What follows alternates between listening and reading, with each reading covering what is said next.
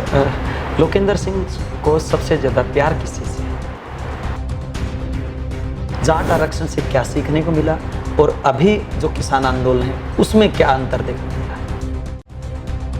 बीमारी छोटी हो या बड़ी हो, कभी व्यक्ति या ओहदा देख के नहीं आती। आपको डर नहीं लगा कि आप लोगों के बीच में जा रहे थे तो बीमारी आपको भी लग सकती है? एक बात आमतौर पे फील्ड में प्रसारित रहती है, वो ये होती है कि पुलिस वाले भी काफ़ी बार ड्रिंक करते हैं।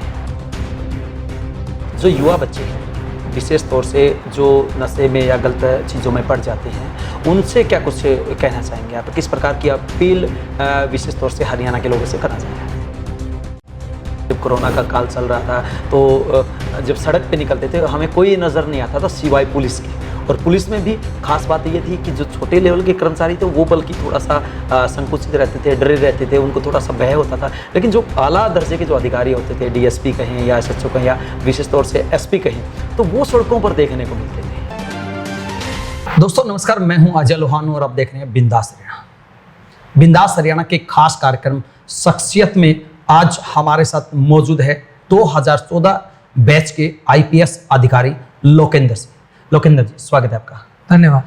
काफ़ी एनर्जेटिक हैं, यंग हैं, और ख़ास बात यह है कि युवाओं के अंदर एक बहुत बड़ी पहचान रखते हैं उनको अच्छे रास्ते पर ले जाने की।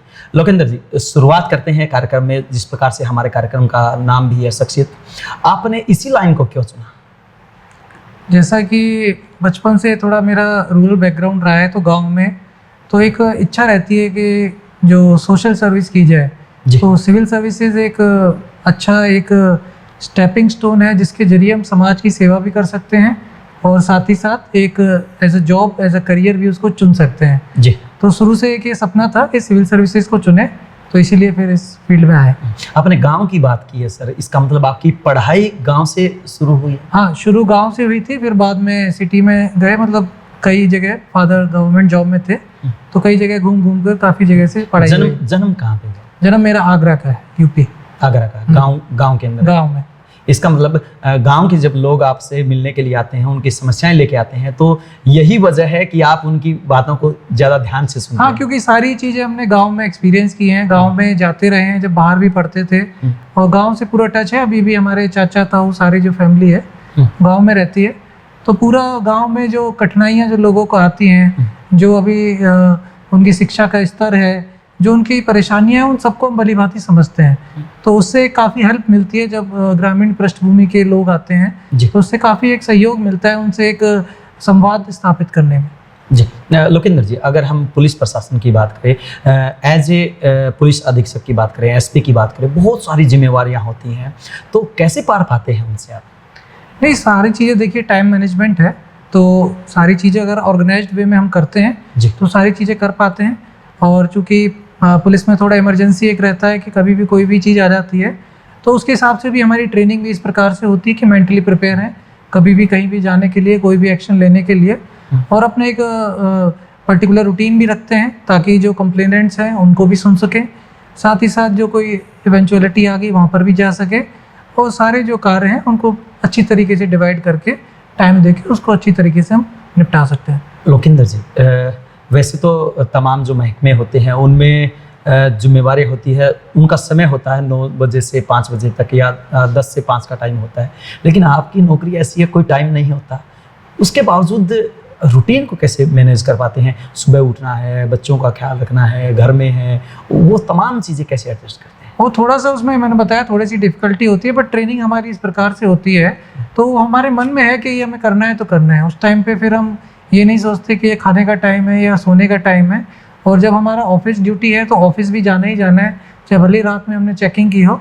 तो ये सारे जो पुलिसकर्मी हैं उनके इस प्रकार से ट्रेनिंग भी होती है, उनका इस प्रकार से जब वो फील्ड में ड्यूटी करते हैं अपने आप एक चेंज हो जाता है, तो उस प्रकार से हम करते हैं और अच्छी प्रकार से करते हैं। हमारे सारी जो फोर्स है वो भी अच्छी प्रकार से इस प्रकार से निभाती है। 24 आवर्स है, कई बार बे टाइम कॉल्स भी आते हैं, परेशानियाँ आती हैं, काम भी करने पड़ते हैं, बट वो एक उसमें एक जन सेवा का भाव भी रहता है कि जो क्राइसिस में है, कोई जिसको परेशानी है, वो आपको कॉल कर रहा है, याद कर रहा है, तो आप उसके लिए कुछ भी मदद कर सके, तो उसके लिए बहुत बड़ी रिलीफ की बात होती है। लोकेंद्र जी, एक बात और, आपकी हेल्थ का क्या राज है? क्योंकि आपने बताया कि काफ़ी सारी समस्याएं होती हैं, कॉल भी लेट नाइट भी आ जाती हैं, नाइट डोमेन पे भी आपको जाना होता है, तो उसके बावजूद भी आप फिजिकली हाँ, उसके लिए देखिए, क्योंकि पुलिस की नौकरी ऐसी है, हमारा फिजिकल फिटनेस भी एक क्राइटेरिया वैसे भी कितना रहता टाइम है। देते हैं आप? तो हफ्ते में 3-4 दिन कम से कम एक्सरसाइज के लिए टाइम निकालते हैं, और बाकी जैसे भी मौका मिलता है खेलने का टाइम वो भी निकालते हैं, क्योंकि ये पर्टिकुलर पर्सनल चॉइसेस होती हैं। टाइम हर चीज़ के लिए मिल जाता है, आपको थोड़ा सा निकालना होता है, उसके लिए मशक्कत करनी बिल्कुल। पड़ती है। आपने खेल की बात की, लोकेंद्र सिंह की चॉइस किस खेल में है?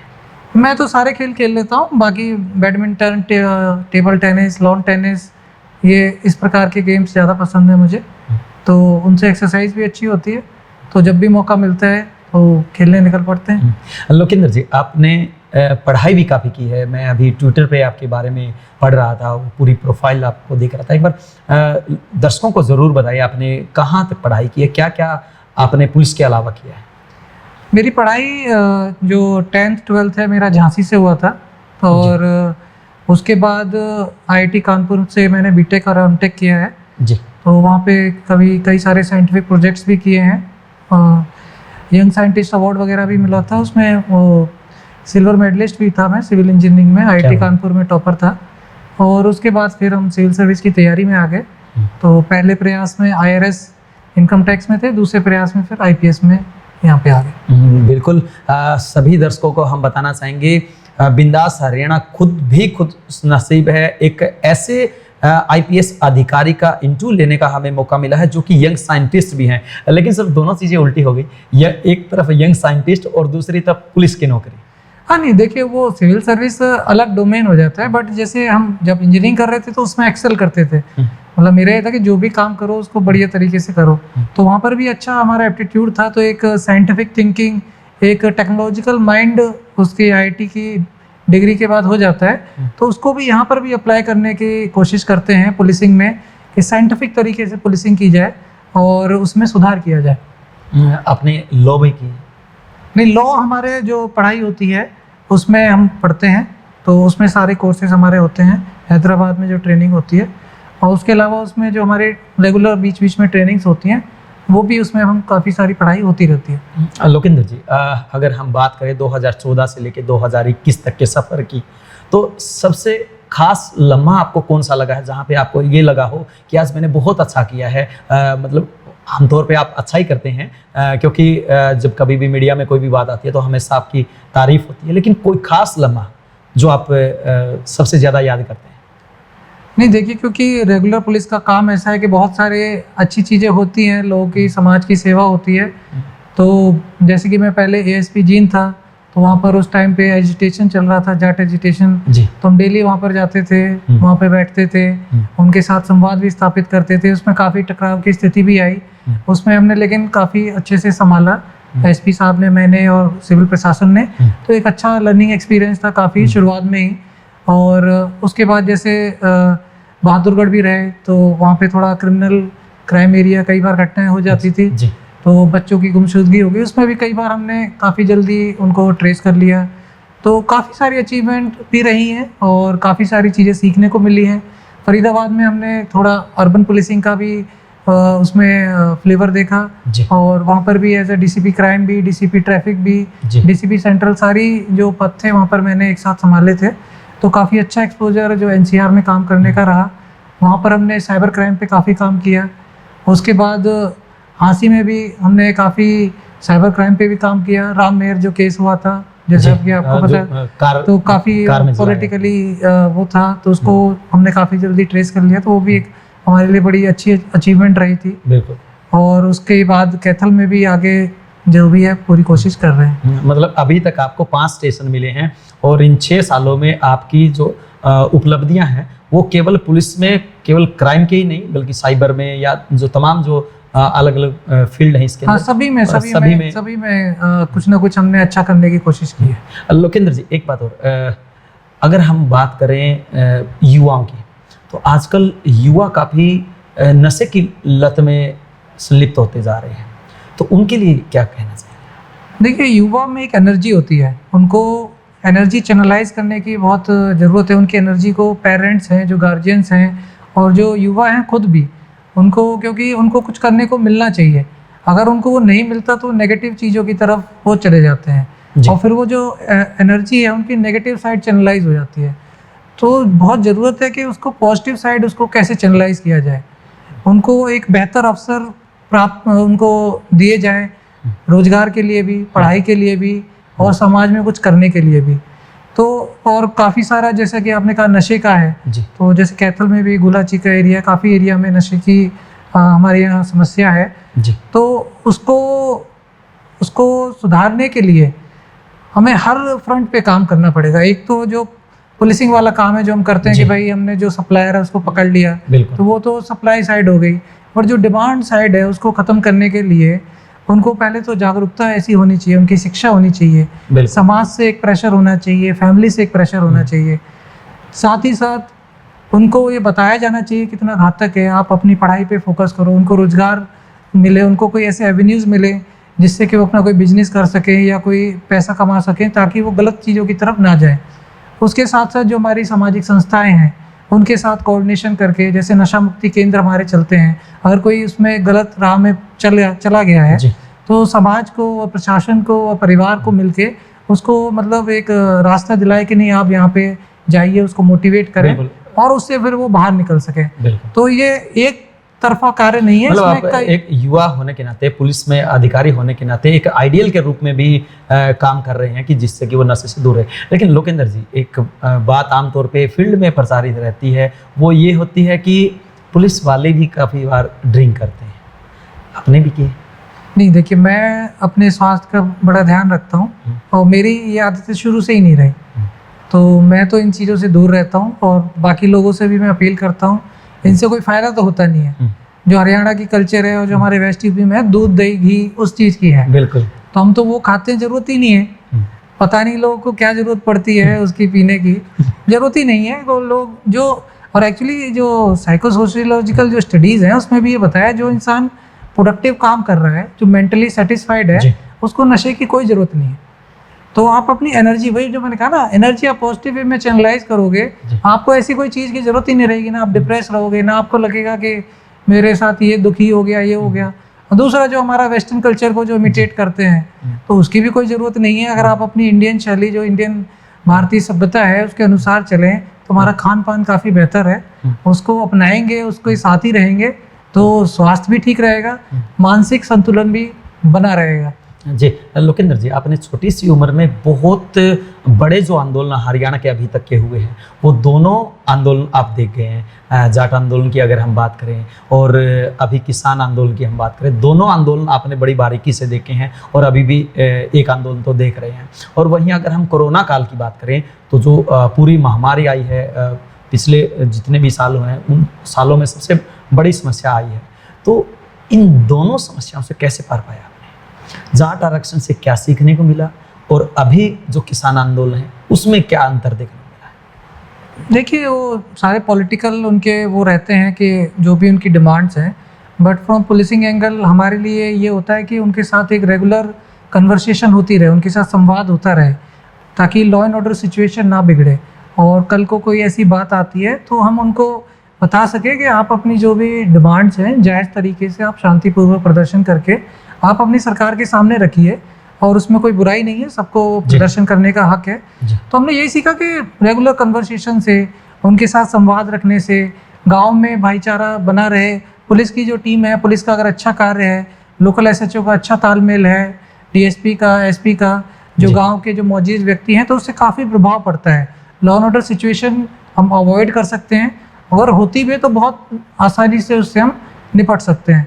तो ये पहले वो ख़त्म हो गया। उसके बाद अब जैसे किसान आंदोलन चल रहा है, इसमें भी हमारा रेगुलर संवाद उनके लीडर से रहता है और ऐसी कोई अप्रिय घटना कोई मेजर नहीं हुई है, और इसी प्रकार से पुलिस का तालमेल बना रहता है। ताकि दोनों में खास अंतर क्या देखने को मिला? देखिए, वो एक अलग टाइप का उसमें डिमांड्स थी, यहाँ पर अलग टाइप की डिमांड्स हैं, तो वो थोड़ा सा पॉलिटिकल चीज़ें हैं कि उनका क्या, उनकी डिमांड्स थी, यहाँ पर वो क्या चाह रहे हैं, और ये स्कैटर्ड कितना है, वो उसमें कौन सा एरिया कवर्ड था। क्या लगता है कि उस आंदोलन की अपेक्षा ये आंदोलन लंबा जरूर चला है, शांतिप्रिय है? हाँ, लंबा है, बिल्कुल शांतिप्रिय चल रहा है, आप देख ही रहे हैं। तो मैंने वही कहा ना कि पुलिस का यही फोकस है कि आंदोलन कोई भी करे, वो उनकी अपनी पर्सनल वो है, बट वो शांतिपूर्वक चलता रहे। कोरोना का दौर आया लोकेंद्र जी, कोरोना के दौर में हर कोई अपने घरों में छुपा हुआ था। मुझे अच्छी तरह याद है कि जब कोरोना का काल चल रहा था तो जब सड़क पे निकलते थे हमें कोई नज़र नहीं आता था सिवाय पुलिस के। और पुलिस में भी खास बात ये थी कि जो छोटे लेवल के कर्मचारी थे वो बल्कि थोड़ा सा संकुचित रहते थे, डरे रहते थे, उनको थोड़ा सा भय होता था। लेकिन जो आला दर्जे के जो अधिकारी होते थे, डीएसपी कहें या एसएचओ कहें या विशेष तौर से एसपी कहें, तो वो सड़कों पर देखने को मिलते थे। हाँ, तो देखिए नई क्राइसिस थी, लोगों के मन में भय था, और बीइंग अ लीडर हमारा एक लीडरशिप रोल है कि हम जो पूरे जो फोर्स है उसको एक मैसेज दें कि नहीं, आप ड्यूटी आपको करनी है और समाज के लिए करनी है। साथ ही समाज को भी एक मैसेज दें ताकि एक भय का माहौल पूरा व्याप्त ना हो जाए। उसके लिए भी जरूरी रहता है कि जो सीनियर ऑफिसर्स हैं वो फील्ड में जाते रहें, अपने जो मुलाजिम हैं उनको भी मोटिवेट करें। समाज में भी एक संदेश जाता है कि पुलिस उनके लिए कर रही है, तो उनके एक रेपो बढ़ता है ताकि जो भी हम गाइडलाइंस हैं, क्योंकि कोरोना में बहुत सारी रिस्ट्रिक्शंस आई, लॉकडाउन हुआ, उनको लोग अपनाएं। उसके लिए ज़रूरी होता है कि पुलिस एक अच्छा समाज सेवा का कार्य भी करे।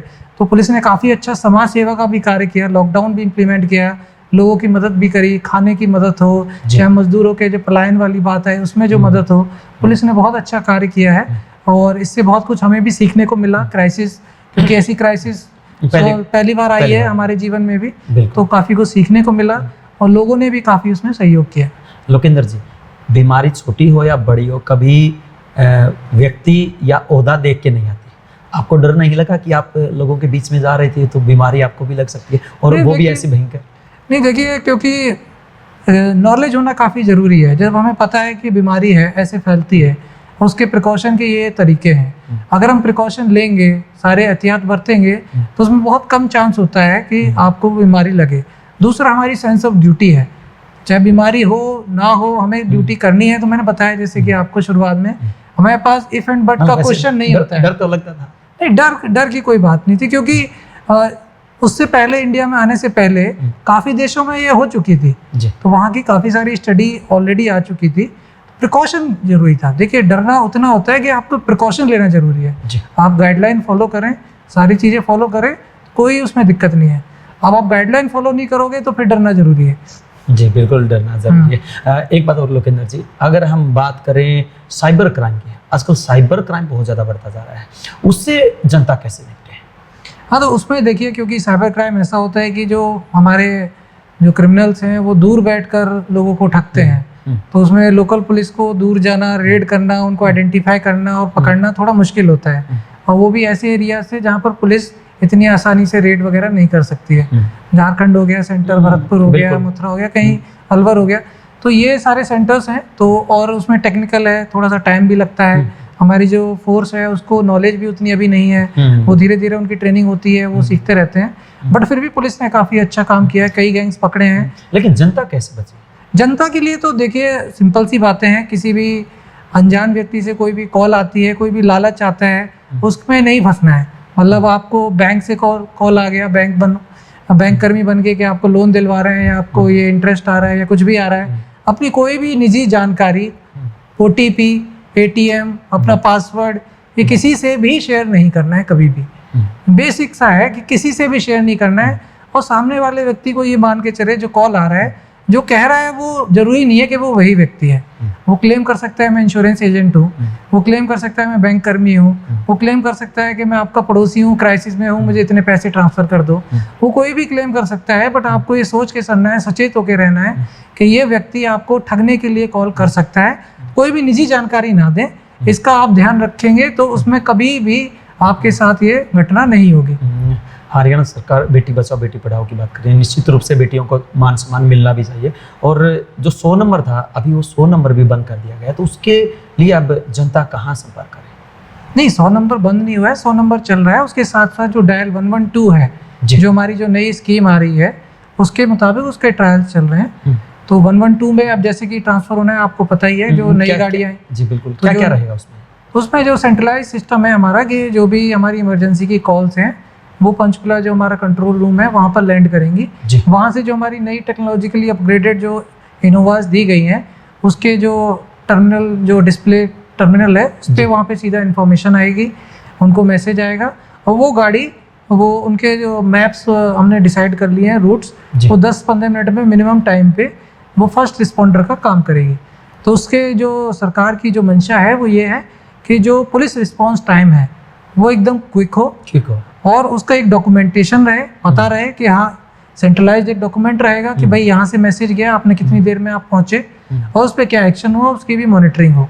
तो ये बहुत ही अच्छा और ये बहुत ही बिग स्टेप फॉरवर्ड है, मील का पत्थर साबित हाँ होगा। बहुत बड़ा बिग स्टेप फॉरवर्ड है। और इसके बाद जो आमतौर पर जो समस्याएं आती हैं कि पुलिस टाइम से नहीं पहुंची, वो समस्याएं काफ़ी हद तक हम उसको सुलझाने में हमारे लिए बहुत हेल्पफुल रहेगा।